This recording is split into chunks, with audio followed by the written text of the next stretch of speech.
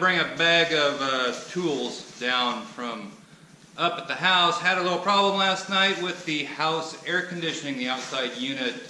Decided it would run and then it would sit there and hum like an electrical hum, and then it would run for about 10 seconds, shut off, run, shut off. Call a good friend of mine that helps me run OBS Revolution on Facebook. He also does HVAC, and he walked me through the problem. I took a couple pictures. Turns out the capacitor, which was replaced inside the unit last year, was just laid in there and it shorted out a couple of connections. Burnt a wire.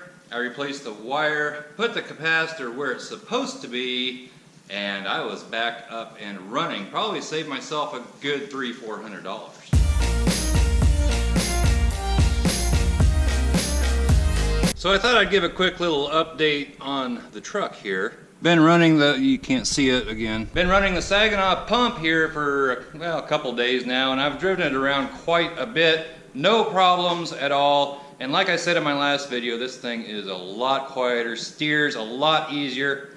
Highly recommend that upgrade. I have zero complaints, there's zero leaks, there's nothing bad going on whatsoever. I have had a couple of people ask me or mention about doing this to their truck. They want to do it. They have a 460. Two different people have mentioned that.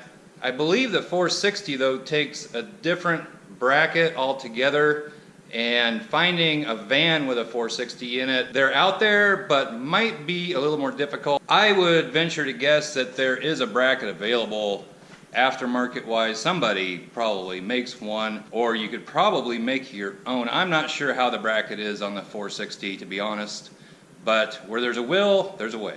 But like I said, the steering is just feather light. It's like driving a two-wheel drive truck, and it's whisper quiet. No more of that power steering moan and groan. If I had known that before, I never would have attempted to rebuild a pump, in the process losing a spring, going and buying a rebuilt pump only to have it sound like I should have done this in the first place. The total cost was only $45, $30 for the pump and bracket, and another $15 for the hose, which brings me to another comment. They were asking about what flaring tool I used, and this is it. It's a Lyle. Part number was 31310. I believe I got this one off Amazon. I think I need to look it up. If so, I will leave a link down below in the description where you can get one of these. I did have one that I bought at the auto parts store, and while I was doing brake lines one time, the little stem on one of these, I can't remember if it was 3/16 or 1/4 inch. It's whichever one I was using and that I needed, that little stem broke off, so I had to get a new one. I believe this is the one I got. I've had this for a while now, and it's proven to be pretty darn durable. So I'll leave a link to this down below.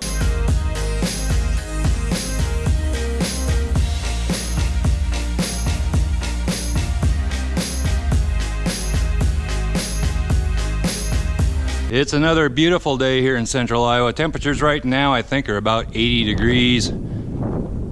Partly cloudy skies, light breeze, just enough to cool you off a little bit if you get hot. Supposed to warm up a little bit tomorrow, I think 86, but this is not bad for August in Iowa. We really do need some rain though. The beans out here really need rain in August to help fill the pods out with beans, so not looking real good. We'll have to see how things turn out. I don't think it's supposed to rain for the next 2 weeks.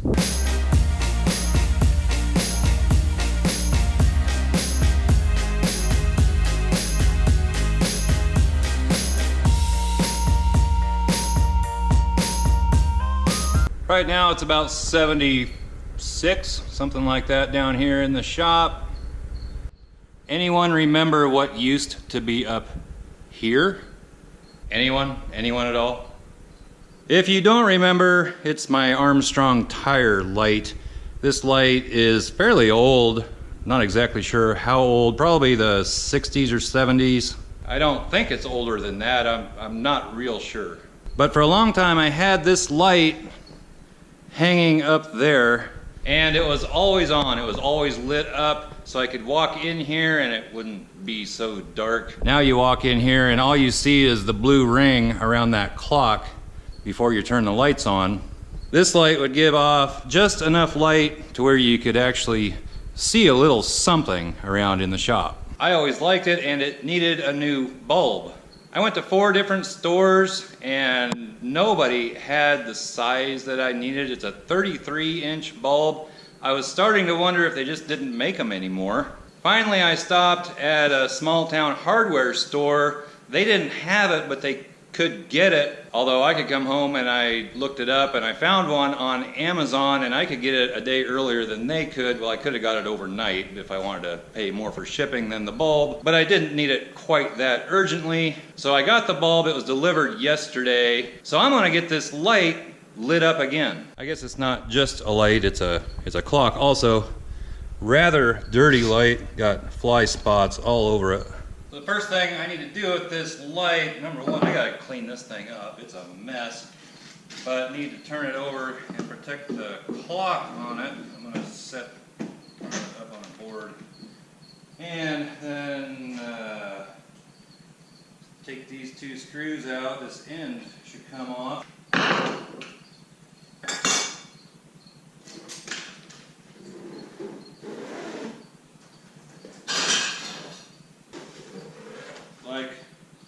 Like that. And as you can see, it is full of bugs and crap in here. I took the bulb out of this about a week ago so I could see what size I needed. So now I need to get this cleaned out and new bulb put in.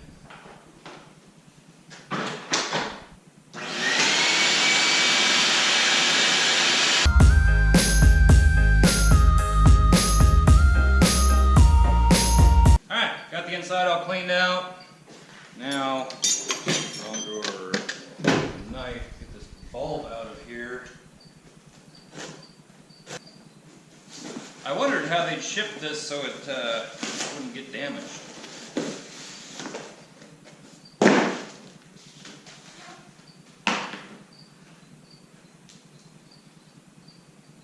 Okay, so we got our new bulb. We'll throw this in here real quick.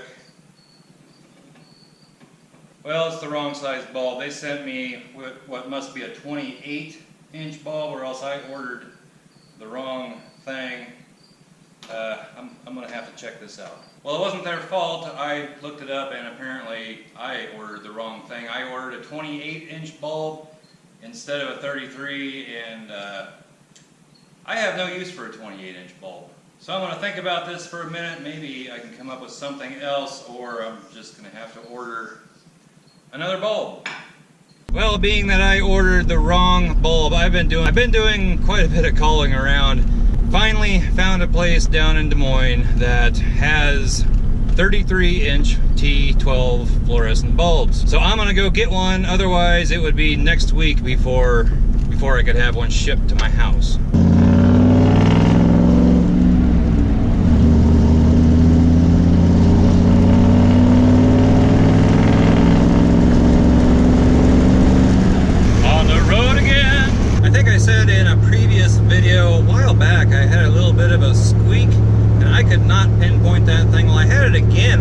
This up wasn't coming from that new power steering pump.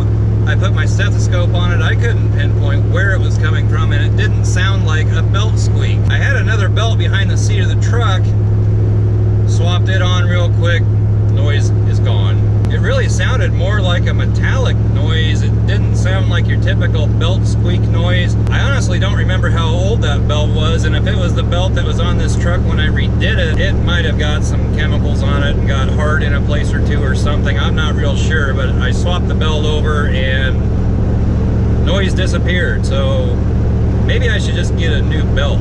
The belt that I have on here right now is a Gates belt, and I really like Goodyear Gatorback belts. The belt that was on here before this one was a Gates belt. I thought I had Gatorback on this because that's what I like to run. So maybe I'll see if I can pick one of those up.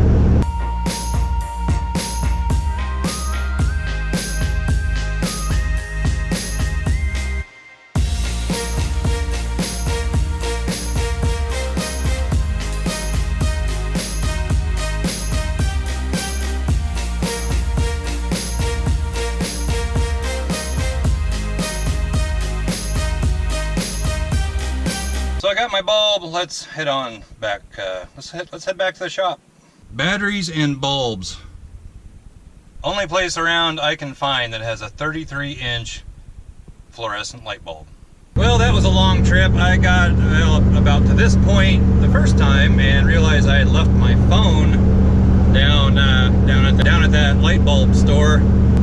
So I got all the way home, had to turn around and head back into town. So that took a lot of time. This light bulb is getting to be quite expensive. But we will be back at the shop shortly.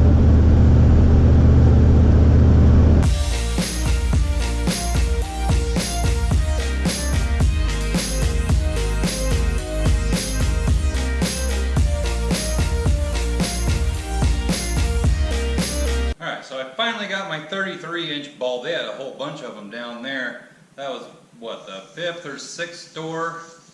Ordered from Amazon, got the wrong one, which was my fault, I guess. And 2 trips to Des Moines today, since I left my phone down there the first time. But I got what I needed, and that's the important thing. So I got the inside of this light all cleaned out. Let's get a bulb in here.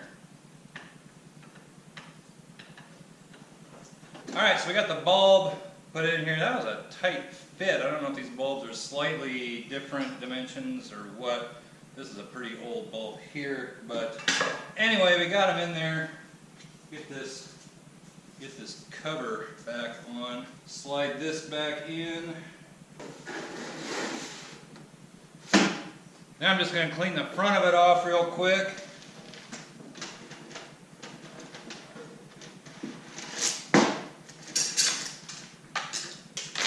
And we should be back in business. A few moments later. Houston, we have a problem. There's something going on with the light. The clock works. If I plug it in, clock works, but the light isn't lighting. The 2 ends lit up, but now nothing. So I'm going to take the back cover off and do a little probing around, see if I can figure out what the deal is. Well, this is starting to turn into a whole lot more than I had anticipated. Evidently, there's something wrong with that, now it's back there, that new 33-inch bulb that I got. It just won't light up. I took these off, put it between them, won't light up. Took another light that used to be hanging in here and unhooked the ends. Put that 33-inch bulb in here, it wouldn't light up. The old one would try to light up, and if I put that little 28-inch bulb in there that I got from Amazon, it would light up. So I'm thinking I may just make new brackets here and use this 28-inch bulb, because for whatever reason that 33-inch bulb is just causing me nothing but headaches. So I made a couple little brackets here. This is actually part of an old license plate. Not the greatest in the world, but once you get the sign up there, it doesn't move around anyway. The old brackets are still in there, so it'd be real easy to go back to a 33-inch bulb, but for right now, this is going to work. Lights up, and I mocked it up over on that light. I put that 28-inch bulb in there and then laid the housing over the top of it. I don't think it looks any different than it did before. So I'm going to rock this for right now. Need to get cover back on, get her back up on the wall. And there you have it, my old friend, the Armstrong Tire sign. The second hand did break. I might be able to fix it, but kind of doubt that I will. But now,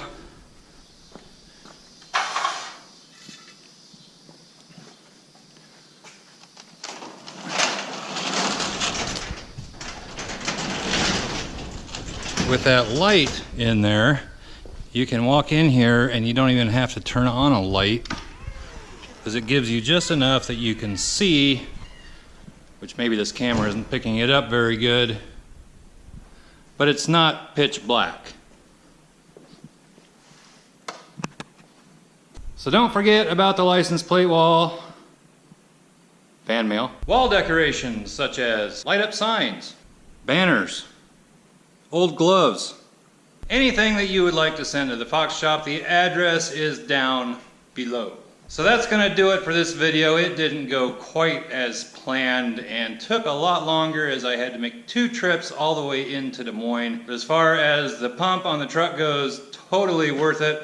I ran the crap out of that truck today, especially when I was going back down to get my phone. I didn't know for sure if they had it, if somebody else picked it up, or what. So I may have exceeded the speed limit just a little bit for a little while. Give this video a thumbs up, comment down below, subscribe if you haven't already, and we'll catch you next time. Bye-bye.